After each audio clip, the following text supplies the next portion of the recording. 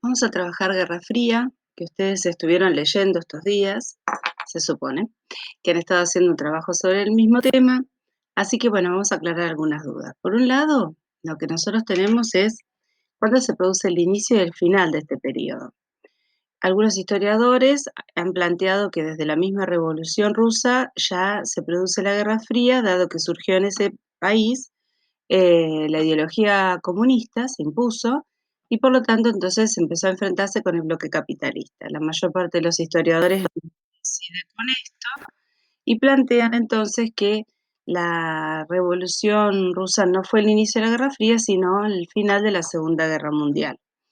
Así que 1945, 1947, según otros autores, es el inicio. Y el final es el periodo que va entre 1989, que sería la caída del muro de Berlín, y el fin de la Unión Soviética, o la caída de la Unión Soviética, que es 1991.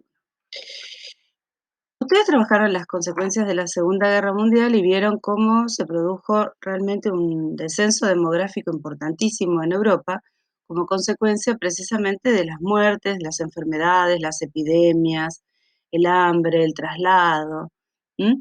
En realidad son más de 100 millones los muertos, porque no se cuentan todos los que murieron en el periodo posterior a la guerra, que murieron justamente como consecuencia de estas cuestiones que hemos mencionado. Económicamente, bueno, la economía quedó totalmente devastada, destruida, no quedaron empresas, no quedaron infraestructura, no quedaron campos para cultivar, las industrias que existían se volcaron al armamentismo, así que bueno, económicamente todos los países quedaron devastados y si ustedes miran imágenes del final de la guerra van a ver que las ciudades desaparecieron, ¿no? Que quedaron solamente polvo.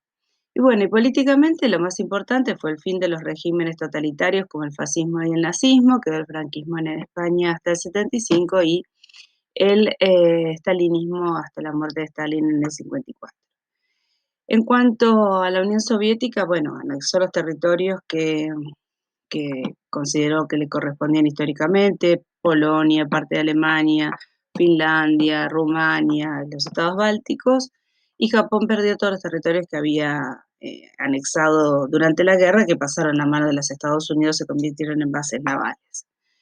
Em, Continuando entonces, en la tercera diapositiva, ustedes lo que tienen es que pasaron de la cooperación, que es lo que se vio durante la Segunda Guerra Mundial, al enfrentamiento. En Yalta todavía podemos encontrar cierta colaboración, cierta alianza entre Estados Unidos y la Unión Soviética, pero ya en la conferencia de Potsdam ya podemos ver que hay una marcada diferencia entre ambos.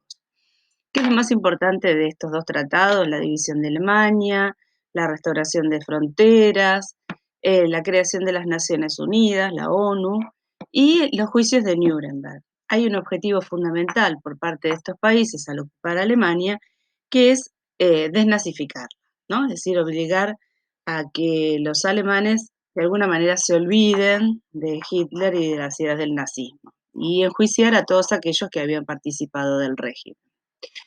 En cuanto a lo que va a ocurrir en lo territorial, la Unión Soviética comienza a expandirse, comienza a ocupar territorios del este europeo, y eso, bueno, por supuesto provocó la reacción de los países aliados. Se creaba la doctrina Truman, que hablaba de una política de contención, es decir, una ayuda económica a los países del este europeo con el fin de que no se volcaran hacia el comunismo. Y la doctrina Janov, que era, digamos, la reacción de la Unión Soviética frente a esta política, que al revés ofrecía ayuda económica a cambio de que se incluyeran en la Unión Soviética.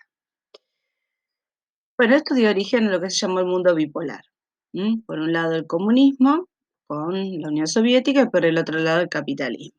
¿Qué es lo que hizo Estados Unidos? Bueno, a través de la doctrina Truman estableció la división del mundo en dos bloques. Churchill había hablado de la cortina de acero. Una cortina de acero se extiende desde el Báltico hasta el mar Mediterráneo y Truman lo tomó como una doctrina, como una idea a imponer. Por otro lado, nosotros vamos a ver que se van a crear planes económicos, un plan que se llama Marshall, que era de ayuda económica a los países europeos para la reconstrucción. Y por el otro lado, la creación de la OTAN, este organismo de ayuda militar para todos los países del Atlántico Norte. La respuesta de la Unión Soviética no se hizo esperar, por supuesto. Se creó el Comecon, que también es un plan de ayuda económica para los países europeos del este y los asiáticos que formaban parte de la Unión. Obviamente que se tenían que convertir al comunismo y aceptar las imposiciones económicas que se establecieron desde Moscú. Militarmente, opuesto a la OTAN, se creó lo que se llamó el Pacto de Varsovia, que también era una ayuda militar, que en muchos casos dio origen a la intervención militar en sus países y un régimen de terror para imponer la ideología comunista en aquellos que no tenían ese objetivo. Bueno, aquí tenemos un poco más datos del Plan Marshall, ¿sí? Que buscaba alejar el peligro revolucionario, mejorar el nivel de vida. Era una ayuda de 13.000 millones de dólares, que, bueno, no era gran plata, pero la consecuencia era que no se podía gastar en otra cosa que no fuese en comprarle a los Estados Unidos. Y nosotros vamos a ver que eso nos va a afectar particularmente a nosotros, a la Argentina, porque esos dólares no se podían usar, por ejemplo, para comprarle carne a nuestro país. Y bueno, con respecto al Comecon, por supuesto, los países que aceptaran formar parte de la Unión Soviética no podían de ninguna manera aceptar plata de los Estados Unidos. Bueno, con respecto a la Alemania, nosotros vamos a ver que este país fue ocupado por los cuatro miembros de la alianza. Por un lado, la Unión Soviética, por el otro lado, Gran Bretaña, Estados Unidos y Francia. Eso se acordó en la conferencia de Yalta, cuando todavía Francia estaba ocupada por el ejército nazi, y se confirmó en la conferencia de Potsdam. Esta situación, bueno, se fue solidificando con la situación del bloqueo, ¿no? Que la Unión Soviética va a imponer sobre Berlín. El territorio de Berlín va a quedar dentro de lo que sería la zona soviética. Berlín también se va a dividir en 4 partes, como tienen aquí abajo. Entonces, ¿qué es lo que va a pasar? Cuando querían llevar mercaderías, alimentos, productos o la gente ir a trabajar a lo que era la zona del este, tenían que atravesar el territorio soviético. Estados Unidos, para solucionar esto, creó lo que se llamó el puente aéreo, ¿sí? Es decir, auxiliar a través de aviones a los que se encontraban en la parte oriental. La cuestión es que Alemania terminó dividida finalmente en dos, porque Alemania se convirtió en la República Federal de Alemania, con capital en Bonn, y la República Democrática, que era en realidad la comunista, contradictorio un poquito, y la capital era Berlín.